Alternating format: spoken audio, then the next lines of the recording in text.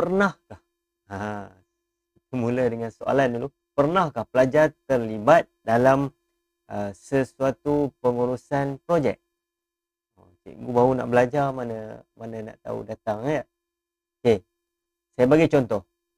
Mungkin pelajar pernah terlibat dalam penghasilan sesuatu projek kelas, sebagai contoh projek hiasan kelas, yang mana kita ada satu organisasi yang pelajar dah buat. Ada ketua, ada bendahari, ada setiausaha, ada AJK dan sebagainya yang melengkapkan satu pengurusan tu, yang mana bermula daripada awal projek sehinggalah dapat hasil akhir. Itulah yang akan kita kupas hari ini, yang akan kita belajar bagi reka bentuk teknologi tingkatan 1, bab yang kedua iaitu pengurusan projek. Jadi jangan ke mana-mana, bertemu dengan saya selepas ni. Let's go.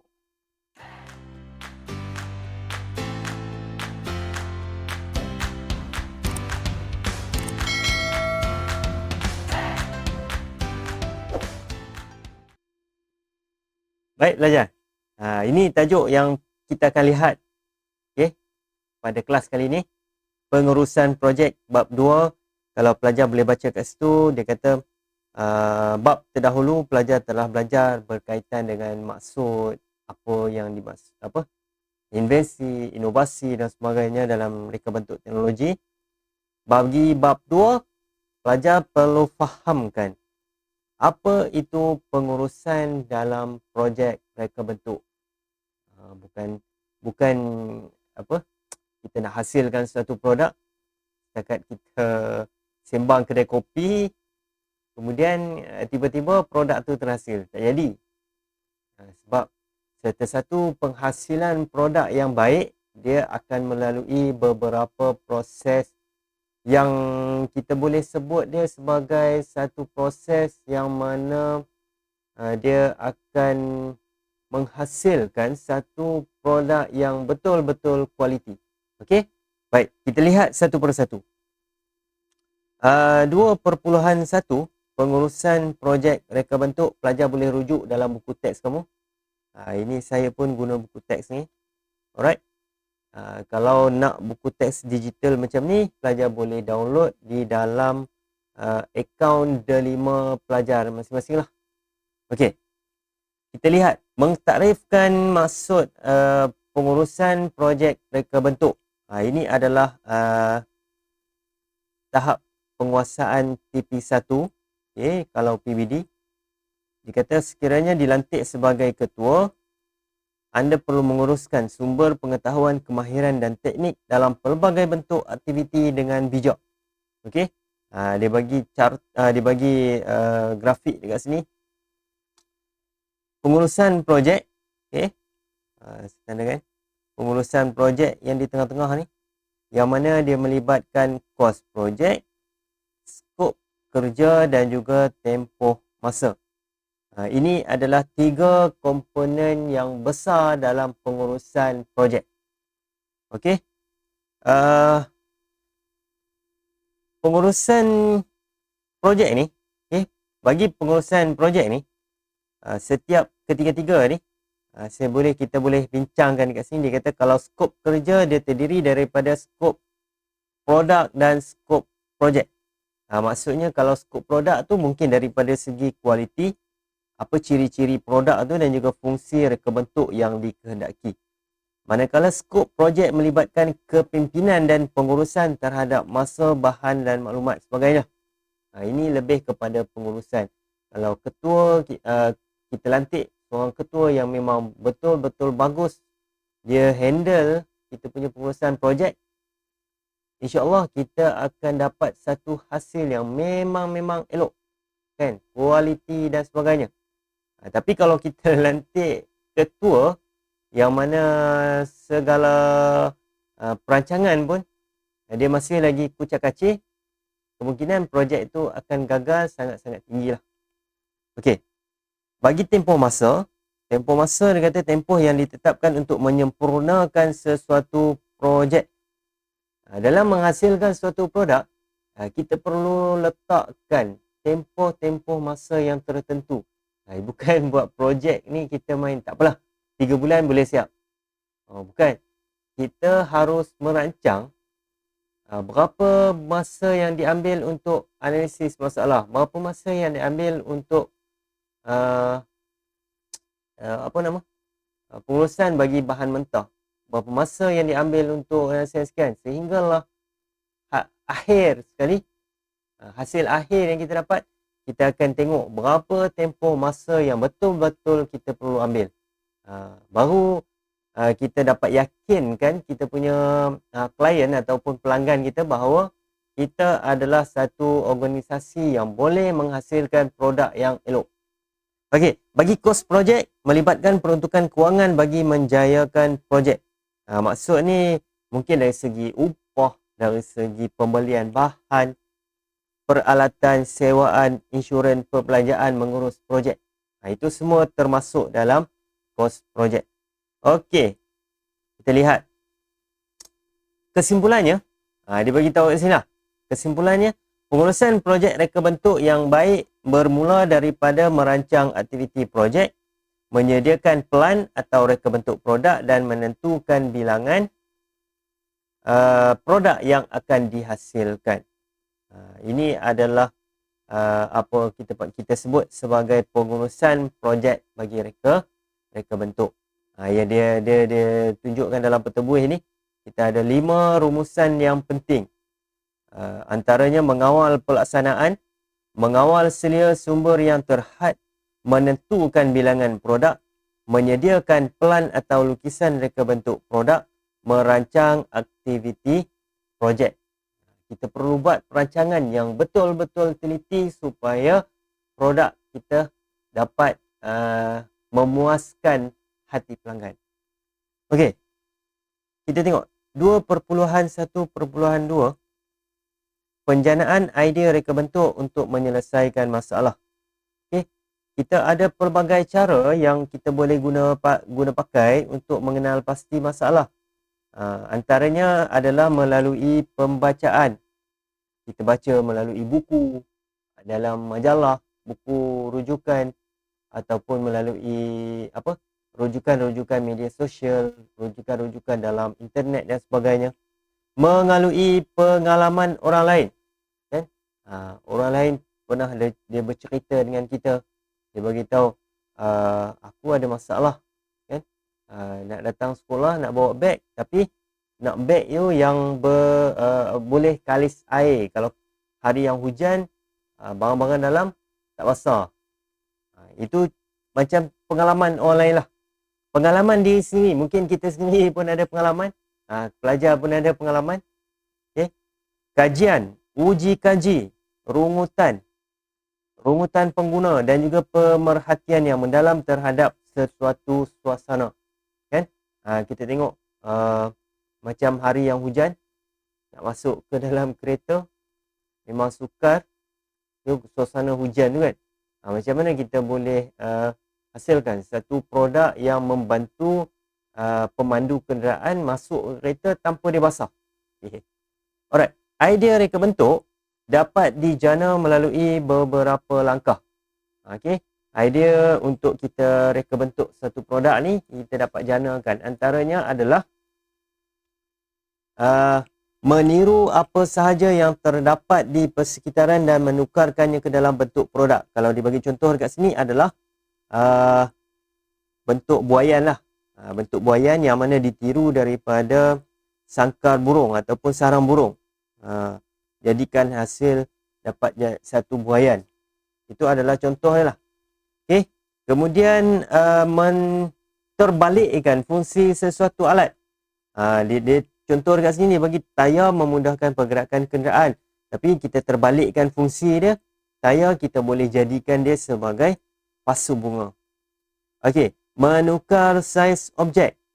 Maksudnya kalau contoh yang diberi ini, kebiasaan kita lihat bendera jalur gemilang dikibarkan pada tiang yang bersaiz yang besar.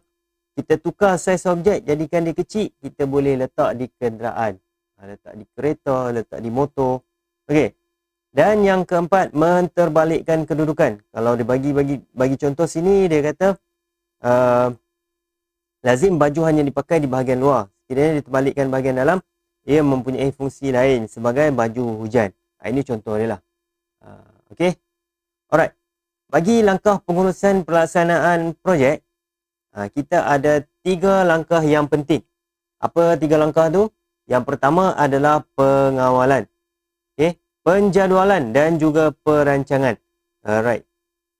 Pengurusan pelaksanaan projek melibatkan langkah kerja memperoleh peralatan bahan kemahiran supaya dapat disiapkan.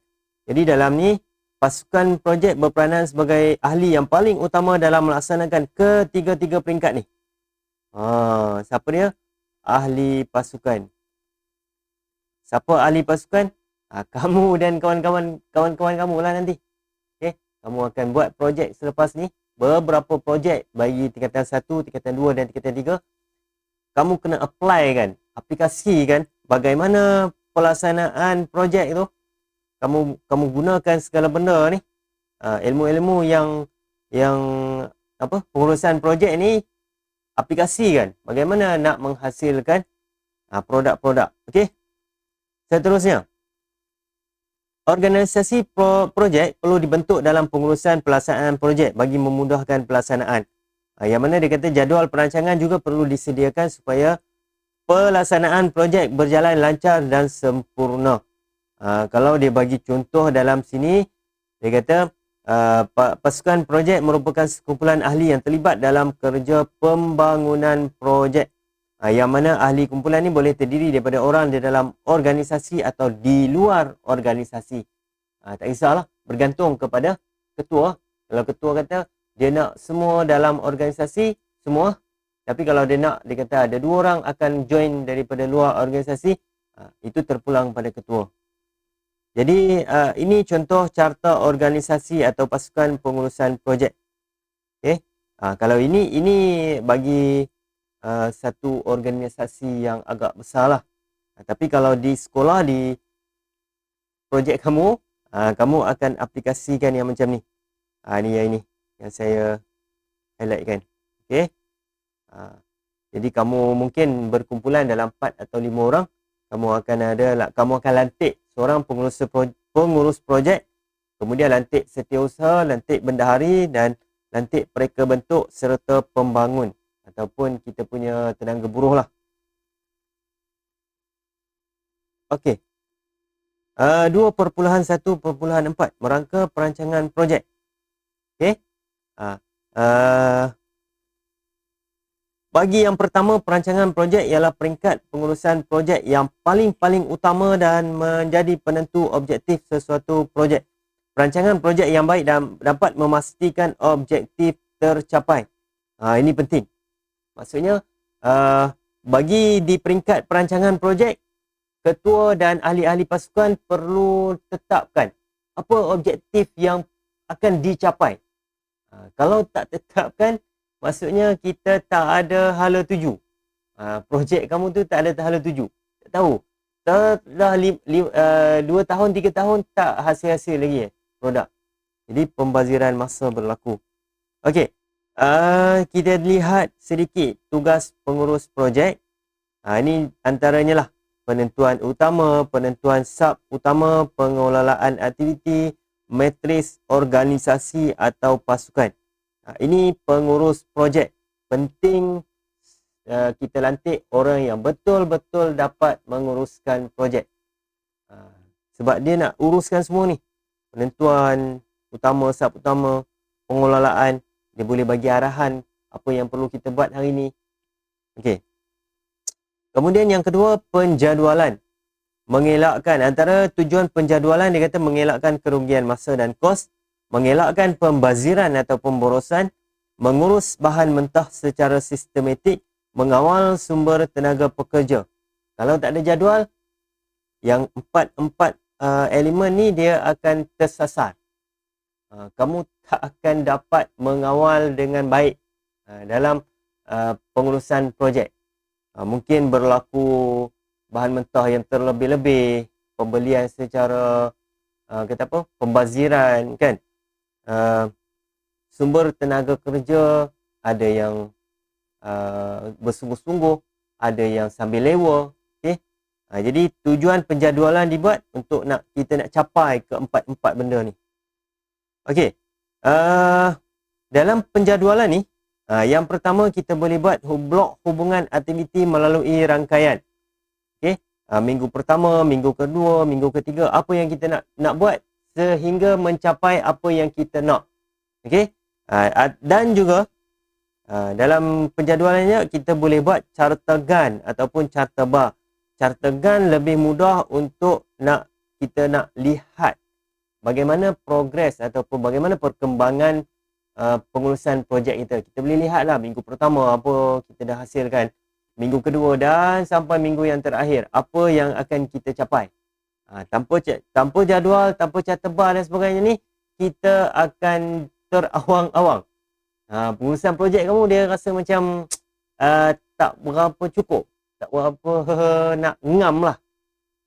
Kena ada benda ni, kena buat benda ni supaya kamu dah dapat, kalau macam kamu tengah hasilkan produk, tiba terlari sikit, kamu boleh rujuk balik. Okey, masuk balik dalam track yang betul.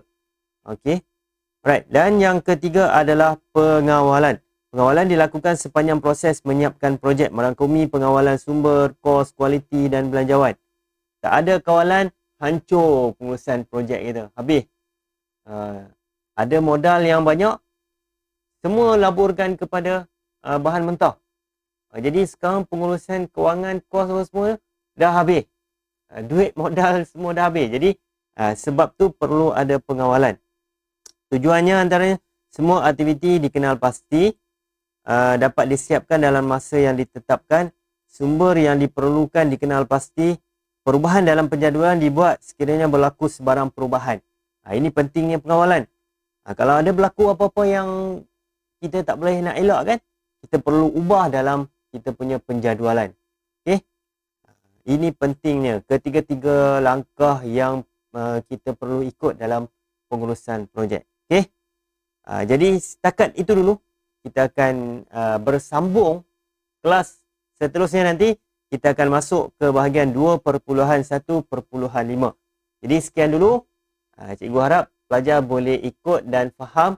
Sebab bab 2 ni dia bab yang lebih kepada fakta yang perlu difahami sebelum pelajar masuk ke bahagian pengurusan reka bentuk projek. Okey. Jadi jangan lupa untuk share, kongsi video ni dengan kawan-kawan yang sama sekolah sama ke, sekolah tak sama ke, terpulang pada kamu lah. Okey. Kongsi dan like video cikgu. Subscribe dan tekan butang lonceng. Sekian dulu. Assalamualaikum warahmatullahi wabarakatuh.